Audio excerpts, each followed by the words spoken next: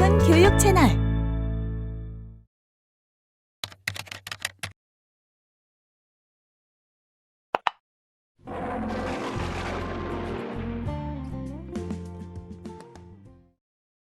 준왕은 위만이 서쪽 변경 지역을 너무나 잘 지키자 흡족해하며 그를 크게 우대해 주었습니다. 하지만 위만에게는 야심이 있었어요. 언젠가는 준왕을 몰아내고 내가 고조선의 왕이 되고 싶었어요. 그래서 나는 기회만 엿보고 있었지요. 그런데 드디어 때가 온 거예요. 그래서 요즘 꿈자리가 뒤숭숭했나? 어쩐지 밥맛도 없는 것 같고 귀도 가려운 것 같군 말이죠. 위만이 어떻게 준왕을 몰아냈는지 함께 볼까요?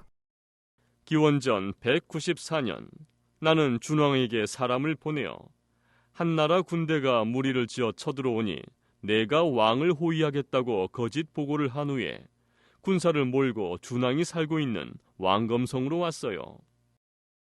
위만의 말을 듣는 순간 가슴이 철렁하고 내려앉는 것 같았어요. 몇 날을 벼르고 벼르던 계획을 실행하는 순간이었죠. 내가 어리석었어요. 난 위만을 크게 신뢰했거든요. 그래서 아무 의심 없이 궁궐문을 활짝 열어주었죠. 그렇습니다. 그런데 이게 무슨 날벼락인가요? 위만의 군대는 성난 파도와 같이 달려들어 궁궐을 지키고 있던 군사들을 모조리 죽이고 준왕까지 잡아 죽이려 했습니다.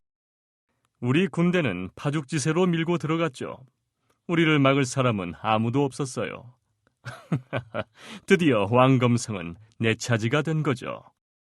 왕은 신복 부하들의 호위 아래 간신히 궁궐을 탈출하여 남쪽으로 도망쳤으며 고조선은 이제 위만의 차지가 되고 말았습니다.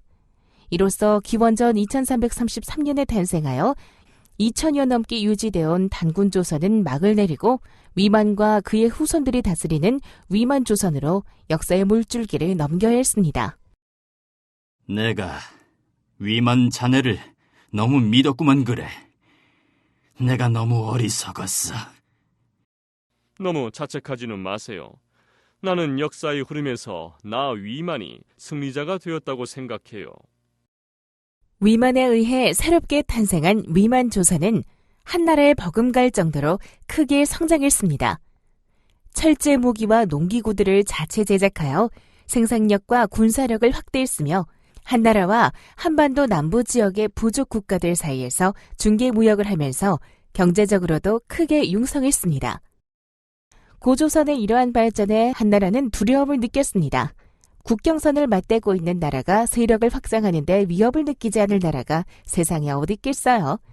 한나라는 당시 무제가 집권하고 있었는데 그는 한나라를 세계제국으로 발전시킨 능력이 출중한 임금이었습니다.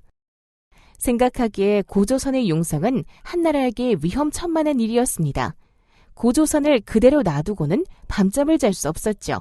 이에 무제는 기원전 109년에 고조선을 멸망시키기 위해 고조선 땅에 대규모 군사를 파견했습니다.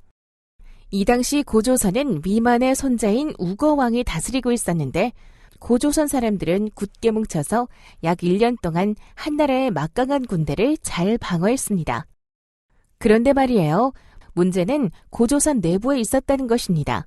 한나라의 계략에 넘어간 신하들에 의해 우거왕은 살해당했으며 위만조선은 이 일을 계기로 기원전 108년에 멸망했죠. 우리 민족 최초의 국가인 고조선이 역사의 무대 저편으로 영영 사라진 날이었습니다. 이처럼 우리 역사나 세계 역사를 되돌아보면 무서운 적은 밖에도 있지만 결국 자기 편에서 나오는 경우가 많은 것 같은데요. 역사에 만약을 붙여, 정말 만약을 붙여 고조선이나 우리 역사에 내부 분열 또는 배신자가 없었다면 어떻게 되었을지 우리나라 최초의 국가인 고조선을 선생님도 다시 한번 생각해 보세요. 영상 잘 보셨나요? 오픈교육 채널 라이브 아트. 좋아요와 구독 버튼 잊지 말고 눌러주세요.